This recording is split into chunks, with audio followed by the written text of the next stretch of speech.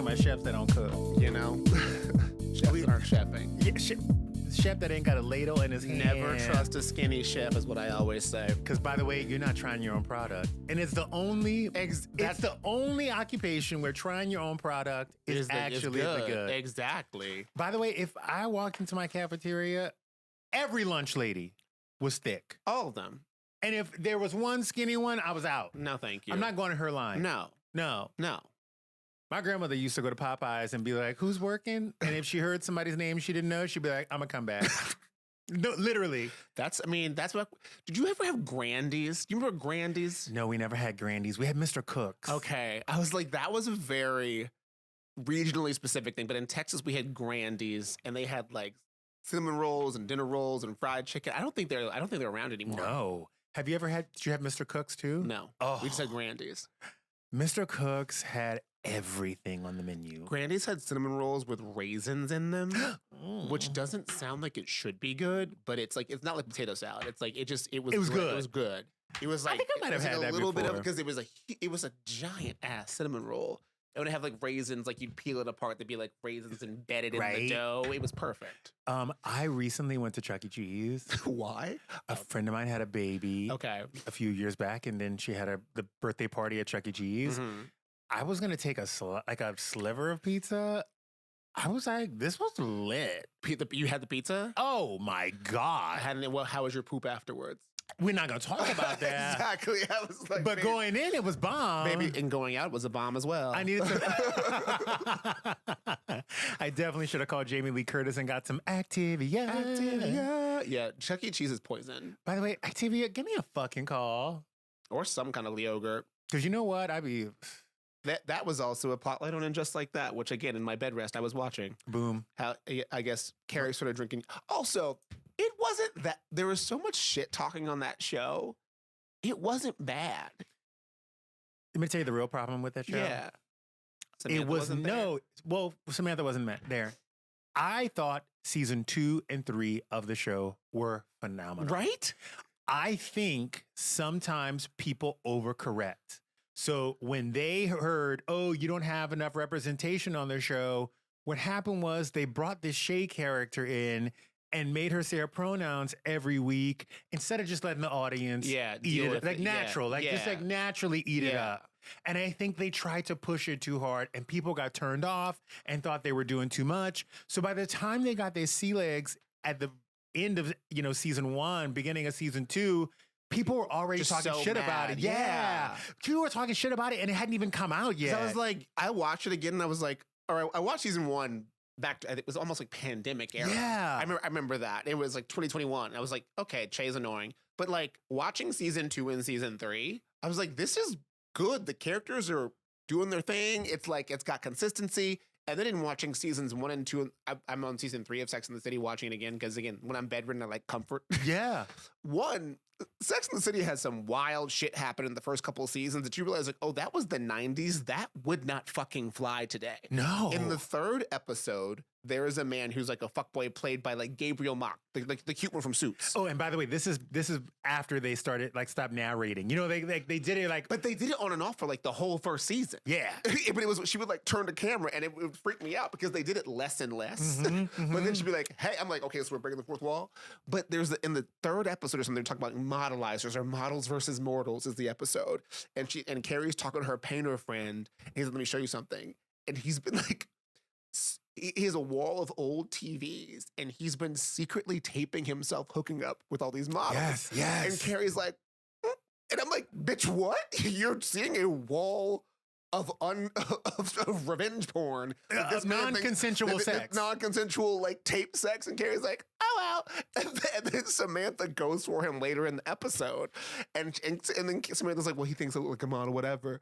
And then Samantha, she's like, and Carrie's like, girl, you don't want to go back there. Like, he tapes them. And she's like, ooh, hot. So then Samantha goes and fucks him. He's not taping her. And she's pissed. And then she's like, well, I want the treatment the models get. And so then I was like, what the was 90s. the 90s? The 90s were wild. What was then? I'm like, or like women just had to be dead inside to that. The fact that wouldn't like ring an alarm bell. A woman who was in her 20s and 30s in 1995, the shit that they had to deal with. Oh, by the way, there were no like checks and balances. No. Me Too hadn't happened. Police hadn't gotten involved. PR hadn't, gotten mixed up in the game. Harvey Weinstein was still doing the jam.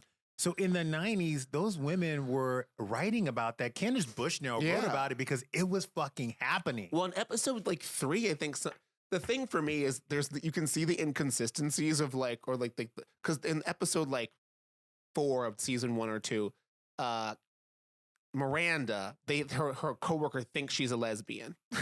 So then she goes on a fake lesbian date. And brings the lesbian to dinner. And the lesbian, she goes, yep, definitely heterosexual. I go, bitch, if you could see yourself in 20 years, incorrect. By the way, but I bet a writer was probably like, oh yeah, she's a secret lesbian. Right? And probably thought this would be a natural storyline, and it fucking was. I was like, wait a minute. I was like, you tried this 25 years ago and said definitely heterosexual, and now you out here dating British women named Joe or whatever the hell. Oh, 1,000%. Or the whole thing with, there was an episode like... Oh, no, actually, you're a real lesbian in real life. Yeah. You got 2 kids with a lesbian. Or episode 3 when like somebody asks Charlotte to do it in the butt, and they all get in the cab and talk about butt sex. And like but you have to remember, it was Taxi Cab Confessions, real sex. That's what HBO was giving you. But then in like episode, in like the 5th season, Miranda's like, this guy's asking me to do it in the butt. And then everybody's like, well, do you do it? Do you do it? And Charlotte's like, I'm like, what? Y'all had this talk. You guys had this talk 5-7 years ago. They thought you forgot. And you did forget. I did forget. And I'm like, wait, we talked about this. Because Miranda had a whole thing about how if he puts it up your butt, either you have more power or he has more power. And then all of a sudden you freaked out about it?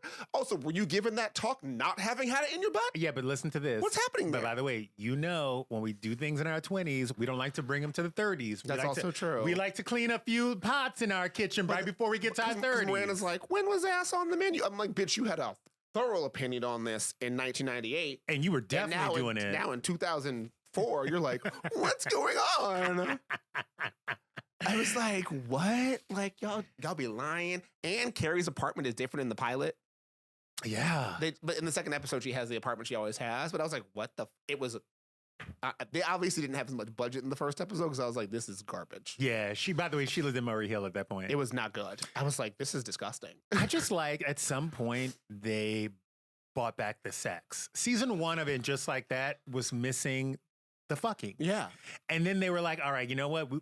Everyone wants the sex. Yeah. So then they brought in new characters. People started having sex, and it was like... Karen Pittman was in that episode. Karen Pittman was They just cut her out in season 3, though. I think Karen Pittman was busy. Oh, she had the morning show. Yeah. The morning show was in first position, and she was doing Dutton Ranch. Oh, yeah. She was on that motherfucker with Kevin Costner. I forgot Karen Pittman was in season 1, but then Nicole Parker was up in there. They had a lot of brown women in there. They had a lot of brown women in there, but I just think season 1, they hit the pronouns.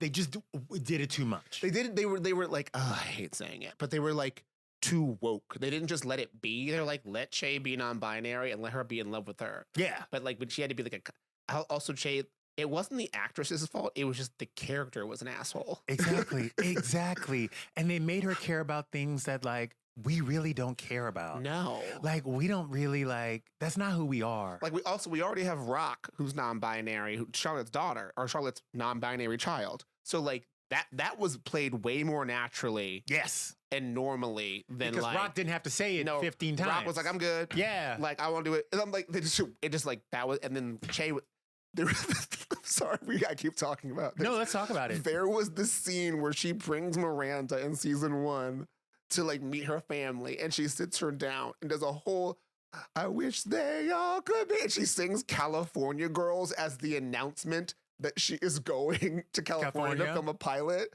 And then Miranda's like, what the fuck was that? She's like, I didn't have time to tell you. And she goes, you had time to get a band and rehearse and do a carry and do like and then, by the way, and Miranda made the fucking mistake of going with her. She should have just stayed here. But we don't move for a pilot. No.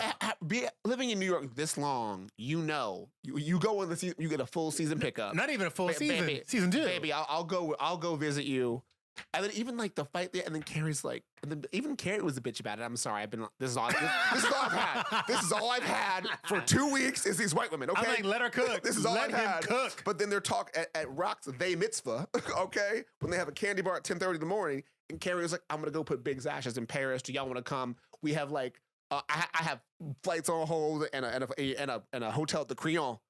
And then Miranda's like, I'll come from LA. And Carrie's like, LA? That flight's 14 hours. I can't do it. I'm like, bitch, I've done that flight a bunch. Oh. It's 11 hours, not 14. Twice in one summer. And then she was like, oh, well, you'd be so tired. Let her be tired at Chase bullshit pilot. Yeah. She's trying to fly with Also, you. when you motherfucking moved to Paris with Alexander Petrovsky, even though you knew it wasn't right for you, they let you go. Carrie's honestly, I'm going to keep cooking. Carrie's the most problematic friend. I'm going to keep cooking. Carrie is problematic. When you go and rewatch Sex and the City, Carrie is an emotional terrorist. When you go and rewatch it, I am on Big's side. The amount of, I'm sorry, he's dead. And the actor, very problematic. Fuck you, Chris Noth. Anyway, the amount of shit she pulls, well, he'll be like when he goes to church with his mother, and she shows up. And she's like, I want him to go. And she's like, that's a private thing with me and my mom, which is not a crazy thing to say to a woman you've been dating 3 months. All day. And the bitch is like, when are you going to let me in? I would have broken up with your bitch ass right there. This man put up with hell. She would just show up. He's like, I got to go to Paris for work. She calls him drunk. How you find his hotel phone number? By the way, 5:30 in the morning. 411 used to be the shit. This girl showing up. She was the most problematic. Showing up uninvited, showing up. And the first couple seasons, every time he's like, puts up a boundary, she goes and either fucks a younger dude or goes and meet. The first time he says, I love you, she's in bed with another dude. And as he says, I love you, she's covering his mouth. And she goes, I never told Mr. Big because everything before I love you doesn't count. What? Sarah Jessica Parker III, you need to come on this podcast and defend, or Kristen Davis, come defend him. Defend him. Kristen, I did your podcast, come defend Carrie's crazy ass. Come defend it. Because Carrie's crazy. Isn't it crazy? I'm sorry. Again, I've been alone in a dark room with these women for 14 days. So. Welcome to Yesterdays. This is Justin Sylvester. And this is Blakely Thornton back from another dimension. Someone is fighting white women today. She is the Zelda of white ladies today. I've been fighting them off from my couch. Let me just say something. for 12 days. I love that you love that show because I don't think I could have lived without it. I don't think I would have been the man I am without it if I didn't know Samantha, if I wasn't a little bit of Miranda and a lot of Charlotte. Well, I watched it, which was probably inappropriate. I watched it the first time through. The first run, one of my best friends' name was Case Phillips, and he was just a straight boy in Dallas, Texas. We were in 6th or 7th grade when the first season came out. We watched the first run. I remember when Big married Natasha. I was 4. I don't know how I had access to HBO. On HBO? I watched the whole first run through. I didn't get it until the box sets came out. I had the full DVD box set. When the series finale came out in 2003, we were watching. I think we were watching like college football or baseball. This is me and a bunch of straight boys who were seniors in high school. Flipping back and forth. Our senior fault. No, we turned it off to watch.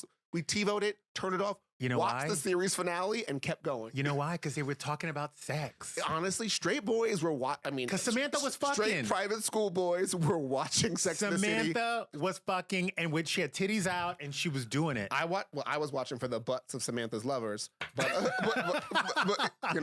but my friends didn't know that at the time. I tell you though, Richard is my guy. Which one is Richard? Remember Richard was the rich hotelier. That is your vibe. Who would like. That is your vibe. Samantha didn't trust. And she I'm a ran Smith up Jarrett there. boy. You're such a Smith Jarrett. Of course. I'm like, baby, keep it right, keep it tight, stay famous. Oh, you remember when Samantha dated the black guy? That was a bad episode too, baby. The original run of Sex and the City was not. They didn't have black writers. Let's put it that way. Michael, I know y'all didn't because the shit y'all, some of the puns they said, or some of the things they said when Stanford Blatch was like, is he gonna diss me? I'm like, white people should not be saying diss in 1999. It's a 90s, girl. You guys, welcome to Yesterdays. This is the podcast where we talk about shit from the past, the present, and point out that fuck shit from the future. Marvin Gaye this week was shot and killed in 1984, just one day before his 45th birthday. And the person who shot him was his own father, Marvin Gaye Sr. What happened is stark and deeply sad. Gaye had been living with his parents in Los Angeles during a difficult period in his life. On that day, an argument broke out in the home, initially between Gaye and his mother, which then escalated to a confrontation between him and his father. The relationship between the two had been long, strained, and volatile. During the fight, his father went to the bedroom, retrieved a handgun, and shot Marvin Gaye twice. One of the shots proved fatal. A few details that often stand out. The gun used had actually been given to his father by Marvin Gaye himself months earlier for protection. His father later claimed self-defense, though this has been widely questioned. He ultimately pleaded no contest to voluntary manslaughter and received a suspended sentence and probation rather than prison time, largely due to his age and health. Well, I mean, this was the saddest part of all this is that Marvin Gaye was living with his parents in 1984. I know. Because he was an icon. We still sing Marvin Gaye songs to this day, and to the kiddies, he's probably in the samples of the current bullshit y'all listen to today. All day. It's just it was a weird time before social media where, for better or for worse, you had to live on your current talent. And if you were out, you were on the outs. You couldn't go do Depends ads like Katherine Heigl. All day. You couldn't, because Marvin Gaye, if we're putting him in 2014, 2024, you know, that version of him. Smokey Robinson. Or whoever it is, you have 20 million Instagram followers. If you're 45, 45, Marvin Gaye, that's Usher. Yeah. Oh, dang. That's Usher.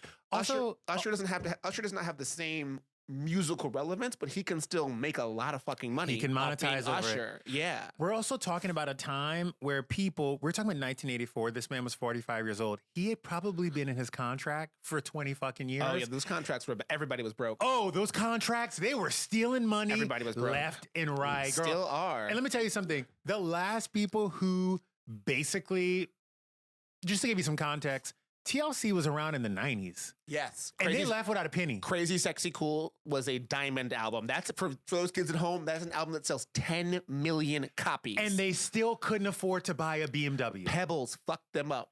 Because Pebbles was married to L.A. Reid. Pebbles, do you want to ride it? Y'all don't know that song? Yeah, boy. But that's Pebbles, okay? And Girlfriend, Pebbles had 2 hits in the 80s, which I still love. But you know what? She said, you know what? The thievery's on the back end. But Pebbles said, let me go marry this man, L.A. Reid, and let me go steal. And Pebbles is rich off Crazy Sexy Cool. She's still making money. Pebbles is wealthy, baby. Let me tell you that. Still making money. And the other saddest part about that is Marvin Gaye was only 45. Yeah. Like, it's weird that we never get to see our musical icons see the end. But again, I hate to bring it back to Sex and the City. Everybody acting like 45 was deaf in that episode. When I realized I'm now older than these bitches when they started the show, they're like, well, a girl at 25, she might as well kill herself. What? Like, are we okay? The fact that you brought it, wait, we're talking about Marvin Gaye and you brought it back to Sex and the City, all right? I'm sorry. That's all I've had for 12 days. You are hungry. It's all I've had for 12 days. Somebody get him a Snickers. It's all I've had for 12 days. It is the I've had weirdest. Nothing. And it brings me back to the Madonna moment where she was like, Luther. Yeah. Prince. Like, why can't We've lost everyone. We've lost everyone. Why can't we ever see our musical icons get to 90? Like, you know who's doing it just fine? Diana Ross. Diana Ross, truly. Yeah, but we lost some good ones. Like, we lost Whitney. We lost Aaliyah. We lost Michael. We lost Michael. Like, we lost George Michael. We lost George Michael. Both of them.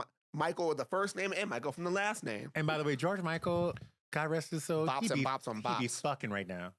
He would be having the time of his life right now. How old is he now? How old would he be? George Michael would be probably Madonna's age, maybe like 65. Yeah. Yeah. Early. But facelifts these days, like he would have been bomb. Between Wham and he was amazing. He was Fast Love, Adele version. Oh, amazing. Amazing. Oh, so good. What else? What else we talking about? Also in 1987, this week, Fox debuted 2 shows, Married with Children and The Tracy Ullman Show. Married with Children ran for 11 seasons on Fox, airing from April 5th to May 5th. The sitcom produced 259 episodes. Yes. Becoming the longest running live action sitcom in their history. To that point, because now I think it's Always Sunny in Philadelphia, which means we really love white trash people. We do. America loves it. But the weirdest thing about that is, again, also during my health hiatus, I ended up watching a documentary on the Murdochs, finding out that basically Rupert Murdoch got some kind of easement where you couldn't own papers and TV stations to create a fourth station, because in 1987, and before that there were 3 stations, NBC, ABC, CBS. Yeah. So having a fourth network station, they were like, what? And basically Rupert programmed it with the people that he thought were being ignored. So it was like, basically, because everything was about cops and doctors and dynasty. And now he's like, where are the white trash people from Indiana who hate their wives, who are shoe salesmen? Is that how this started? And that is how Married with Children started. And that's, again, The Simpsons was also a backdoor pilot from the Tracy Ullman show. The Simpsons was a small cartoon within the Tracy Ullman show. Steve is our white historian back there is saying yes. Is that how The Simpsons started? The Simpsons were a 5-minute cartoon that would be in the Tracy Ullman show and got popular. So basically, Fox was for the middle American working class person, and that is what bred the hellscape that we have now. By the way, can I just tell you that Married with Children was my shit? It was a great show. It was a great fucking show. It was the one show about white middle class people I could watch. By the way, they weren't lower middle class. Yes, they were. He was a shoe salesman. But he had a staircase. Babe, that was the 80s. That was before. Oh, yeah, inflation. Yeah, we had middle America. Oh, we actually had a middle class. You could work for 40 hours a week in a mall and like have a home. But not on the coast. This was like wherever it was. I loved every character on that show. Darcy was fucking great. Who was a Miranda coded. I think she was a lesbian later. I think she was a little bit of a lesbian too. Kelly Kapowski. No, it's not Kelly Kapowski. Kelly Bundy. I confuse my white women. Same hair. Same hair. Same big ass hair. Exactly. I fucking loved her. I'd never met like a rock and roll Christina chick. Applegate. Christina Applegate was just the one. Bud Bundy. David Faustino. It's crazy. The original, like, kind of like Turtle Eric kind of person. And by the way, you know, they had like a full like breakup of like Darcy and Al just hated each other at the end. And there's like this whole documentary about it. You should watch it. Okay, well, that was almost like, I mean, if we're circling back to sitcoms where they hate Martin and Gina. First of all, I thought for sure you were about to go back to Sex and the City, and I was like, not today. Well, that was actually like, not today. No, I can't wait to talk about that because she just recently got interviewed on a podcast, and they said to her, you know, I know your time at Martin didn't end well, and she was like, I am never going to talk shit about him or that show ever in my life. Yeah, you're never going to hear me talk shit about him because he needs to be protected. Yeah, and also just like, they just couldn't film together. There was something where like Gina was like in LA. So they would always film. They were both on the show, but would never film together. Well, here's the jam. And I don't mean this about Martin alone, but if your name is on the door, if you are the HBIC in that situation, a lot of times power can go to your head. Oh, all the time. I know this girl who was on a TV show, a long running TV show, and they brought her in. This TV show's still going right now. To be like the new it thing, like the new young cop. Mm-hmm. And she said that she went in and it was really hard for her because the woman who was already there felt some type of way, a little threatened by like who she was. Yeah. And ultimately got her kicked off the show and away from a paycheck that she could have had for years and years and years. So a lot of times like these people, and I'm not saying that this is what happened, but I can guess, Gina started having these big moments. Yeah. She and Pam started being really funny. The female audience started really, you know, gravitating to them. And Martin's shtick probably got a little old. Yeah. And now there's some jealousy. Yeah. And some animosity. Well, I mean, damn. Say it. I was going to bring it back to Sex and the City. No, don't you fucking. Well, Kim Cattrall. Don't you and fucking Sarah Jessica Parker. She's #1 on the show. And, you know, Kim, now Samantha's having moments. People are wanting her to do that. We're all talking about it. And then they don't talk. But here's the jam. I have said this 1,000 times. I have been around women my entire life. It's not just about women. If you get 4 women, 5 women in a room together, something's bound to happen. There's like a numbers thing, okay? When it's men, it's 2 men. Yeah. 2 men will face off, okay?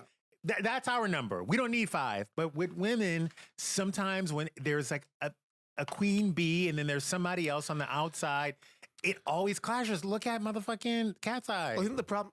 Do you really think that's infighting? Yeah. You do? I mean, it's too many girls on it. It's 6 girls. Girl, look at fucking Pussycat Dolls. Is Manon not bad? Wait. Also, is this retour with the Pussycat Dolls 3 bitches? Yeah, 3 bitches. Girl, Nicole, get your. Nicole said we cut fat. Are you out of your natural black mind or your natural Hawaiian mind? Have you lost your Hawaiian punch ass mind? What are we doing? Also, who's going to do the We leg need stretch? 5 girls. Who's going to do the leg stretch? I'm not signing up for a 3. That's the Pussycat. That's Pussycat. The Pussycat Doll. That's PSD. Nobody wants that bullshit. Give us a doll. Don't make the mistake of doing. She's trying to go as solo adjacent as she can, because Baby Girl has wanted to be solo since that crazy Hawaiian Tongan TRL thing that never hit. All right, we know you're talented. We know you're cool. Too talented. You're so talented. And your husband or your partner, the one who did the naked pictures, that is the He's so hot. so fine, so He's fine. so hot. We follow each other on Instagram. So hot. He's nice, but Give me 5 girls. baby, give me 5 girls. Get the fuck out of here. And by the way, we wouldn't even know. Like, I want Nobody Jessica. cares. No one cares who the other I two to are. this day don't know who. I only know Melody because we have the same last name and she played your ass that And one she's time. not on there. After that, did you think she would be? After that? Also, Did like, you think Nicole was gonna risk that again? listen, Nicole, I love you. I would have told her to do it. I I saw would have some- DM Melody and said, do it again. I saw Sunset Plaza 3 times. I loved every fucking time you did it. However, you've been in this business for too long. If you are coming back with 3 girls, just know the first question is going to be, what happened to the other 2? Yeah, that'd be like, And you got to be ready. yeah. You have to be ready. Even Beyonce brings back all of Destiny's motherfucking Child twice a year. She's not like, and now Destiny's Child, and it's just Kelly. Right? What? No, we need a formation. We need a formation. To quote Beyonce, get in formation. I think she's just going to give the backup dancers the rates. She's doing a solo tour. What you're not gonna do is spit on us and tell us it's raining. You're doing a solo You're tour. not gonna do a motherfucking solo tour with 2 backup dancers and call it the Pussycat Dolls. We're not doing that. I'm not paying for it. I am. No, you're not. You're going for free. I'm going for Out Proud, and I'm going to see it. I cannot wait. Oh my God, is Pride coming up? Fucking Pride's coming up. I'm gonna leave the country again for a month. Also, this week in 1998, you guys, The Price is Right aired their 5,000th episode. Every prize given away on that episode was a car. Wow. Now, if you turn on E right now, there is a documentary called Dirty Rotten Scandals. Oh no. And Bob was a mess. Several former models on The Price is Right accused Bob Barker of misconduct in the 1990s and early 2000s. The most notable case came from Diane Parkinson, who alleged a sexual relationship that she later described as coercive. Barker acknowledged a relationship but denied coercion. The lawsuit was eventually dropped. Other models and staff filed wrongful termination, discrimination, and harassment suits. When I tell you, your whole childhood is going to be wrecked once you watch this E special. No, I mean, I knew Bob Barker was a bad person. Come on. He's also like, Is not he, even. Is he dead? He's dead. He Okay. died. Okay. I think- We don't know when white people go to glory. They don't tell us. Do we need to know that? Bob Barker I personally think Bob Barker was such a terrible person, and it's so horrible. And E did him a favor. They watered that shit down, because had that been on motherfucking Netflix, it would have gotten deep. But he was a misogynist, and he was also like, he was an old school racist. No shit. And Claudia Jordan would tell the times where she would see his card Yeah. when he would call a contestant down, and there would be a B on the card to let him know that it was a black person. It was terrible. Could he not see them? He just wanted to know ahead of time so he could brace himself and not not react. Honestly, fuck Bob Barker. No, for real. And also for all these older white dudes that have shows where you're around younger women, none of your relationships are not coercive. Nobody wants to fuck your ass without the power you have or the ability you have to do over their career. That goes for producers. That goes for actors. If you are a white man over 65 and you are trying to fuck a girl that's 25 that is in your employ, it's coercion. You're ugly. You're gross. Your wrinkled up balls and your California raised and albino ass are not attractive without threat. Okay? Nobody loves you. Nobody wants you. Your time is over. Time's up, kids. Time's up. I'm back. Bob Barker brought me back from the dead. Wait, I thought you were going to be like, and in episode 2. In episode 3 of Sex in the City, Samantha dates an older man who is 70, and she runs out of the house She was when coerced. she sees his wrinkled ass. And that is Bob Barker. May you rest in hell, you horrible man. You guys, it is time for my favorite part of the show. Ask a gay. Ask the Gays. Got one for you today. Let's do it, Steve. It's anonymous, totally anonymous. Thank you. Justin and Blakely, what is the number one problem with how straight men dress in public, and what is your solution? Tailoring. Your clothes Yes. don't fit you properly. Never fit. And by the way, are they not baggy enough? Either Like, way, they're either like too tight or too or loose. too They loose. don't- Like, honestly, the key to a good wardrobe is you have to get a tailor. Like gay men, like the properly dressed ones, like don't go on Santa Monica Boulevard. That's not what you're gonna see. You're gonna see a bunch of booty shorts and cutoff tops. yeah. But like you need to get your t-shirts, your jeans, your slacks. Everything you buy needs to be tailored to you. Or find the store, because everybody Yes. has a store Where it just fits. where it just fits. Yes. And by the way, not every like body is everything. Like, I am not a Zara girl. I wish I was a Zara girl. Sandro is my store. that's yes. Wait, I mean that's because the price is way more expensive. John. Yeah, but no. But the clothes fit me. But I wish I was a Zara girl. I fuck fast fashion. It's killing the world.